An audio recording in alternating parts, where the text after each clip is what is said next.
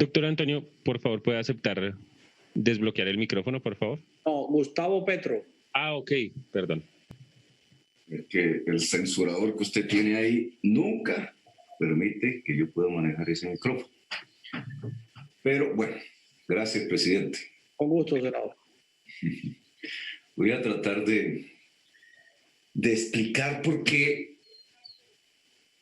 teniendo el gobierno la seguridad de las mayorías en el Senado de la República, porque se ha ganado a cambio radical del anterior gobierno de Santos, se ha ganado buena parte del Partido Liberal, presidente, también integrante del anterior gobierno de Santos, a todo el Partido Conservador, integrante del gobierno de Santos, al MIRA, que era tan independiente, y a su propio partido, obviamente. Todo ese aglomerado le da una inmensa mayoría hoy sobre el Senado, hace aprobar leyes como la de Arias sin mayor problema, la cadena perpetua sustituyendo la Constitución colombiana. ¿Por qué entonces no permite que el Senado de la República, en una simple votación que sería favorable a la política del gobierno, autorice el tránsito de tropas, como dice la Constitución, el artículo 173, tránsito o permanencia, armados o desarmados, con aviones, con buques o sin ellos, para asistir, asesorar o para participar directamente? La Constitución no diferencia esos aspectos. Tropas extranjeras, punto, en Colombia. Autorización del Senado y, si no está, del Consejo de Estado. ¿Por qué no lo hace si tiene el control del Senado? Estaríamos dando un debate de estos de conveniencia, de si sí o si no, y a la oposición la mandarían a la sexta porra y votarían y ya autorizan. Hay algo más en el trasfondo que le impide al gobierno decirle al gobierno de Estados Unidos que antes de cualquier acuerdo de este tipo necesita una autorización del Senado. Eso no está en las cuentas, en las conversaciones entre funcionarios del Ministerio de Defensa y el ministro de Defensa y los del Departamento de Defensa de los Estados Unidos. No aparece por ninguna parte el que el Senado tenga un papel que le dio la Constitución y que es autorizar o no la presencia de esos extranjeros armados en Colombia pertenecientes a una fuerza armada. ¿Por qué? Bueno, antes, el gobierno del 2009, que ya estuvo en este debate mismo, y el gobierno por allá de César Gaviria, que también estuvo en un debate similar, yo estaba ahí presente, adujeron que no se necesitaba la autorización del Senado porque ya había un tratado que lo permitía. Es decir, trataron de mostrar una carátula de fortalecimiento institucional del gobierno, como si las bases que ponían con centenares de soldados, que siempre han sido centenares de miembros del ejército extranjero en Colombia, en bases, 7, 8, 9 bases, aviones, helicópteros manejados por ellos, etcétera, no afectaba nuestra estructura constitucional e institucional a pesar de ese artículo 173. Eso, digamos, tradujo una narrativa jurídica que aún el ministro de Defensa trata de defender a su vez aquí en el Senado, en la pasada sesión. Y es que existen tratados, dicen, ya existen tratados internacionales, y entonces esos tratados internacionales dan la legitimidad de los Estados Unidos. El TIAR, al firmarse en 1947, estaba en un contexto histórico completamente diferente al de hoy. Acababan de salir de la Segunda Guerra Mundial. Eran aliados la Unión Soviética comunista y los Estados Unidos. Se reconstruía Europa y la agresión de un Estado sobre otro, que lo habían hecho, eran los nazis, los fascistas, algunos de los cuales ya tienen poderes hoy políticos en muchas partes, incluida Colombia. Eran los derrotados. Esas agresiones de un Estado contra otro, de Alemania contra Polonia, contra Checoslovaquia, era lo que se veía mal en 1947. Por eso lo que se firma en el TIAR, que dicen que es la base legítima para este tipo de presencia militar hoy, no da para eso. Y lo voy a explicar un poco con calma. El TIAR, por ejemplo, si uno lo lee, No se cree el cuento del ministro, no es que el TIAR nos protege y permite, no señor. El TIAR, por ejemplo, dice que condena la guerra. Artículo 1. Condena la guerra. El TIAR no es para hacer guerras. Al contrario, es para condenar las guerras.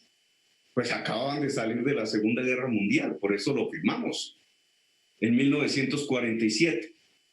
El TIAR establece como prioridad la solución pacífica de conflictos. Artículo 2. Es decir, el mejor aliado para un proceso de paz en Colombia deberían ser las instancias de la TIAR, que deberían estarle dando todo el apoyo a la paz en Colombia. La paz, el TIAR prioriza el que si estalla un conflicto entre dos estados americanos, la solución sea pacífica, no militar. En su artículo 3, por ejemplo, y es lo que tiene más dientes, es que si un estado americano es agredido, entonces ahí sí los demás estados americanos van en su ayuda. Nosotros no somos un estado agredido, ni los Estados Unidos, bueno, en sus guerras por fuera de América. El artículo 7 del TIAR dice que si estalla un conflicto entre estados americanos, supongamos Colombia y Venezuela, supongamos que estallara un conflicto armado, ¿sabe qué debería hacer el TIAR de acuerdo al artículo 7? Buscar la solución pacífica del conflicto. Reconciliar los dos estados y volver al estado anterior en que se inició el conflicto.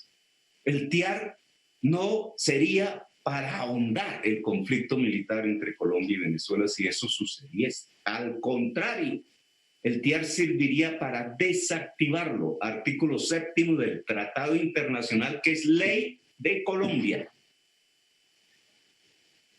En el artículo 9 de ese TIAR se prohíbe la agresión a otro estado y se superprohíbe la invasión de un estado americano sobre otro estado americano. No se puede invocar el TIAR para invadir Venezuela. Y el TIAR es ley de Colombia, ley de la República. Como el TIAR es así, hecho dentro de un contexto diferente, en donde se privilegiaba la solución pacífica y se condenaba la guerra, año 1947, el gobierno del 2009 se creó otro tratado, le llamó acuerdo complementario, dijo que era complementario del TIAR y quiso darle la misma fuerza de ley que tiene el TIAR en este momento. Y la Corte Constitucional les dijo, no señores, si quieren cambiar los principios del TIAR de no agresión, no invasión, no conflictividad armada interna, entonces tienen que hacer un nuevo tratado, pero un nuevo tratado solo tiene vigencia si es ley de Colombia. Tienen que presentarla al Senado y al Congreso de la República. Y no lo hicieron.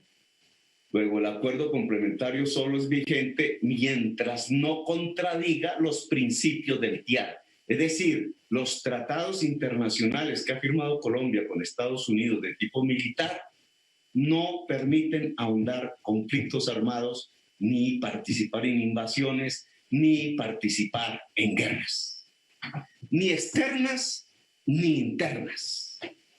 Y es por esta razón que no hay una base legal, constitucional, jurídica para explicar por qué esas tropas extranjeras están en Colombia. Bueno, ahora vayamos hacia entonces, ¿qué le pasa al Senado de Colombia? Que no asume su papel constitucional de autorizarla, si es que quieren. Nosotros seríamos 20, 30 senadores en contra, los 70 votarían seguramente en esto que se ha vuelto el llamado la sapería parlamentaria, que tiene una base de transacción detrás de ella, pues votarían a favor del gobierno. ¿Por qué entonces no lo hacen? Y nos vamos a la Constitución y no a la excusa de que existe un tratado internacional que permite esto, que no lo permite. Pues veamos la primera hipótesis. Es que realmente estamos, como dice Cepeda, en medio de una estrategia de agresión hacia otro estado, Venezuela. Desde el punto de vista de la lógica de Estados Unidos, y en esto, discúlpenme, pero los políticos, los dirigentes de Colombia, las dirigentes, pues tienen que tener una visión del mundo. Ya no del mundo de 1947 del TIAR, que no es el de hoy, sino del mundo del siglo XXI, de 2020. ¿Cómo se mueve el mundo hoy? ¿Se mueve entre un bloque soviético comunista y un bloque capitalista, como dijo alguna senadora? No, eso no existe. Hoy los conflictos humanos no están atravesados, como sí estaban en el siglo XX, por la disputa entre el socialismo y el capitalismo, o la lucha de clases, si quieren llamarlo así, entre obreros y empresarios. No.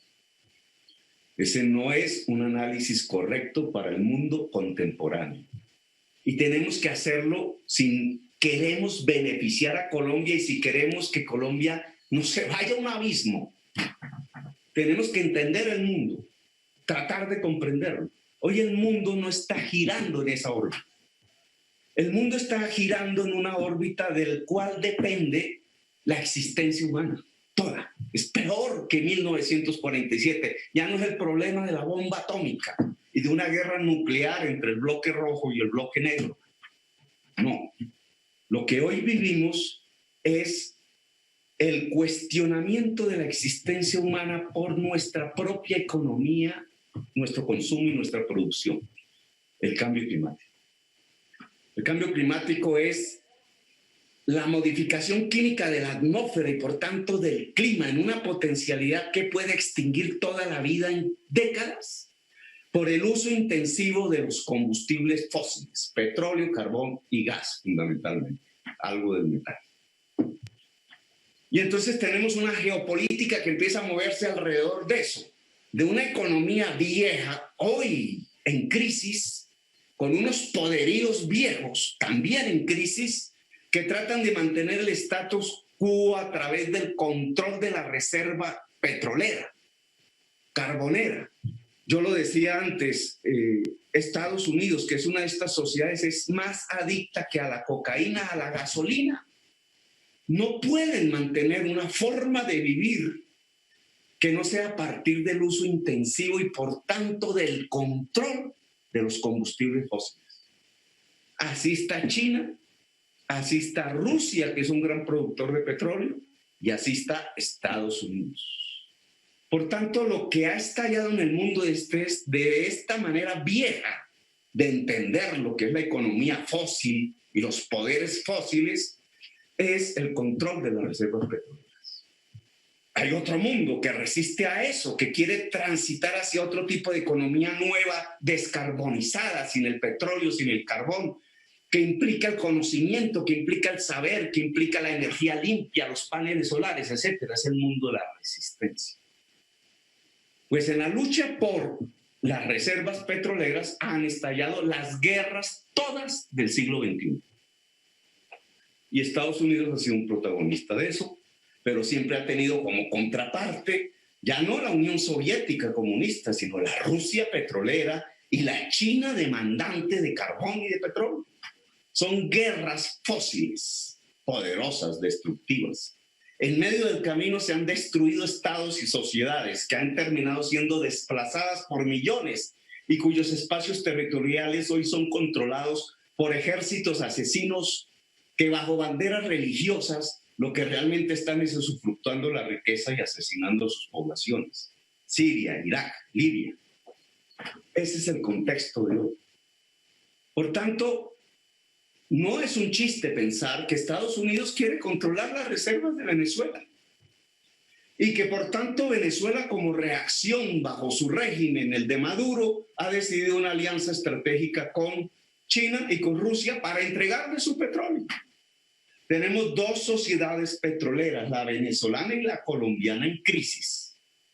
Y la pandemia ha profundizado esa crisis, tratando de construir unas alianzas militares, unos con Rusia y China por sus reservas petroleras y otros con los Estados Unidos por las reservas petroleras de Colombia y sobre todo de Venezuela, olvidándonos que estamos prendiendo una hoguera en medio de un mar de gasolina.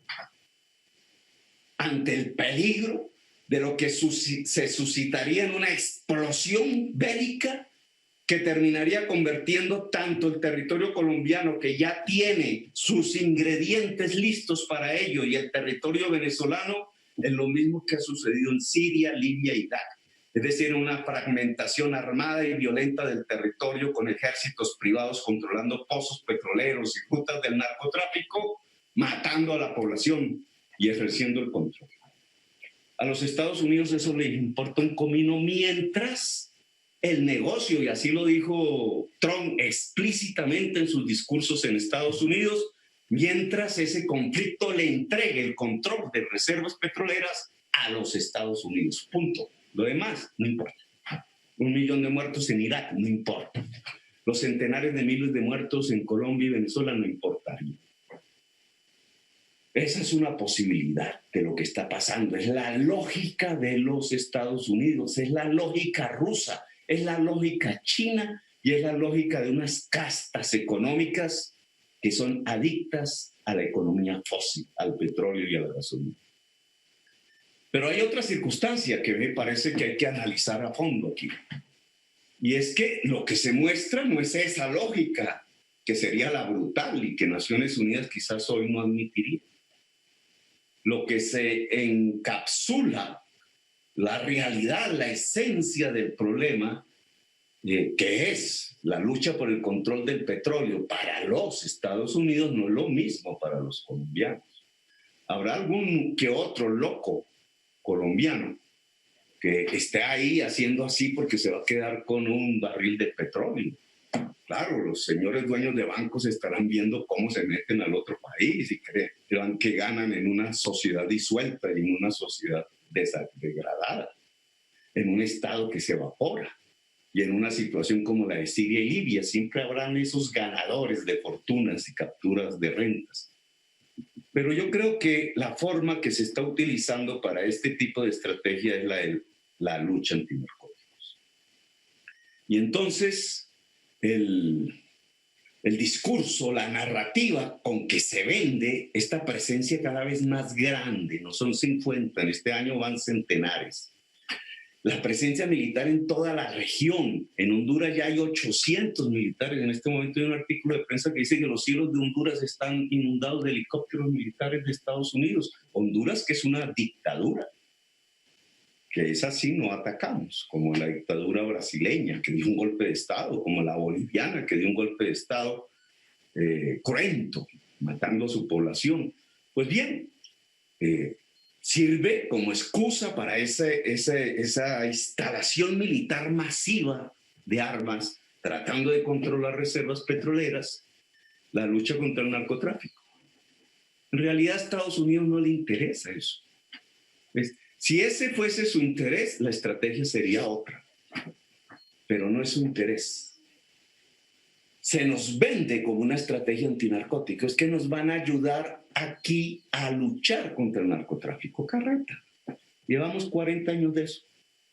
Entre más presencia militar ha existido en Colombia, yo recuerdo mi debate por allá en el gobierno de César Gaviria, año 93, 92, por unas bases que él puso en Bahía Málaga, Juan Chaco, por allá. Yo me fui hasta allá a ver cómo era y di mi debate.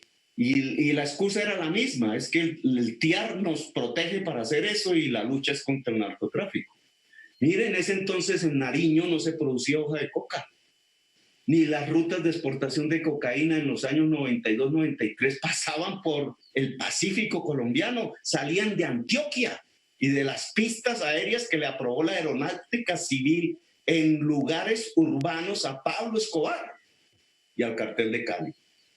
Salían por el Urabá, salían por el Caribe, donde ya el paramilitarismo había empezado a controlar el territorio. Entonces, ¿por qué estaba la base naval en Bahía Málaga? Carreta. Ahora, después de esa base militar estadounidense en Bahía Málaga, ahora sí, todo el Pacífico es el punto central de exportación de cocaína hacia Centroamérica, México y Estados Unidos. ¿Nos ayudó eso?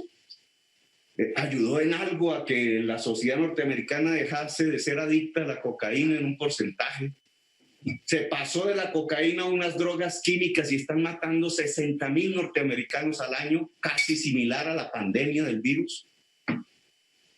No ha disminuido para nada la necesidad social de consumir cocaína en Estados Unidos, que es lo que determina la demanda.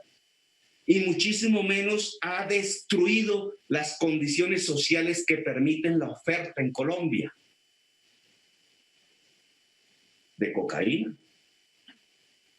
¿Cómo un ejército puede destruir la necesidad social que existe por cocaína en los Estados Unidos? ¿Eso se destruye con un ejército? Eso no tiene que ver, es con las realidades de la estructura social y de la vivencia y de la existencia del individuo en los Estados Unidos. ¿Cómo un ejército de los Estados Unidos va a destruirles esa necesidad social? Ahora bien, ¿cómo se destruiría la oferta en Colombia?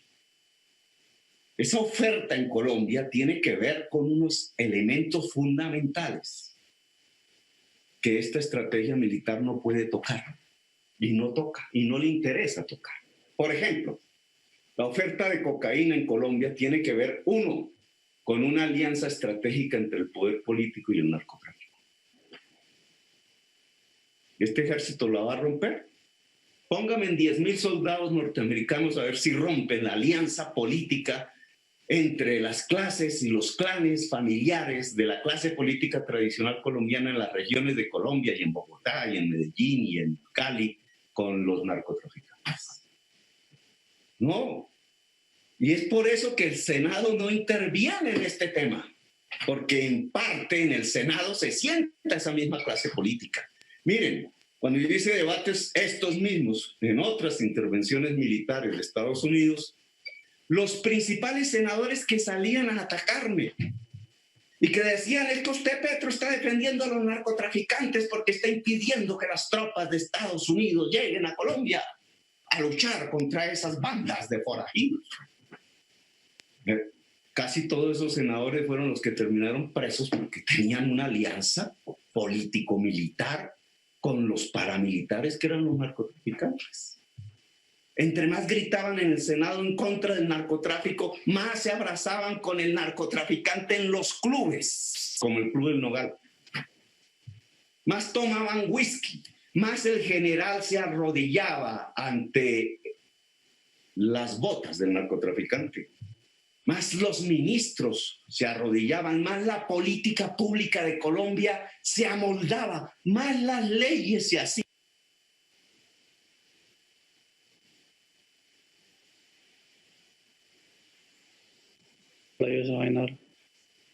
Senador Petro, tiene 3 minutos, por favor. Más las leyes se hacían en su favor.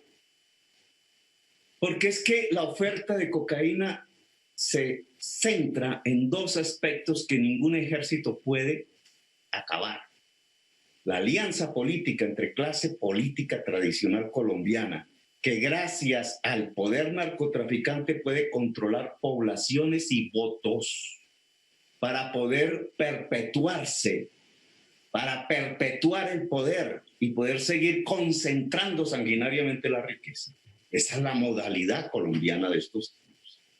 Y por otra parte, entre más desigualdad social se produce, entre más territorio se excluye, entre más juventudes excluidas hay, entre más se le niega al campesinado el acceso a la tierra fértil que se la tomaron los narcotraficantes y entonces tienen que estar en esas zonas abandonadas, más hoja de coca cultiva. La progresión de la hoja de coca es la ausencia de la reforma agraria. Y la ausencia de la reforma agraria es debido al poder sobre la tierra del narcotráfico. Por eso en Colombia no se hace reforma agraria ni se incluye el territorio negro y por eso se extiende ese viejo esclavismo bajo nuevas modalidades en el territorio y en la población. Esa desigualdad social es la que da la base de la oferta de cocaína.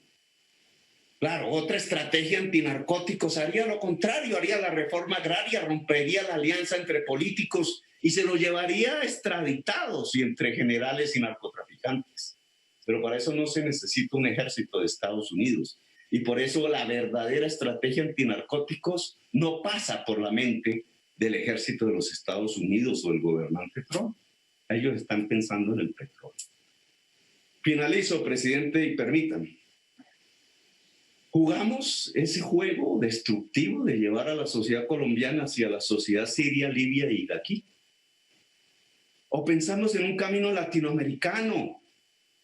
Es que no necesitamos que Venezuela se alíe a China y a Rusia y nosotros nos metamos de sacamicas de los norteamericanos buscando su petróleo. Necesitamos un camino propio de Latinoamérica, una asistencia militar entre ejércitos latinoamericanos, una salida política pacífica y diferente al problema de las drogas y una salida pacífica al tránsito de las sociedades fósiles como la venezolana y la colombiana hacia economías productivas con energías limpias. Esa es otra estrategia, otro camino. No nos destruye la sociedad, no nos destruye América Latina, no nos destruye nuestros estados, no nos destruye nuestra constitución. ¿Por qué ir entonces por el camino de la degradación, de la evaporación institucional y de la destrucción de nuestro territorio? Gracias, señor presidente, mi amor.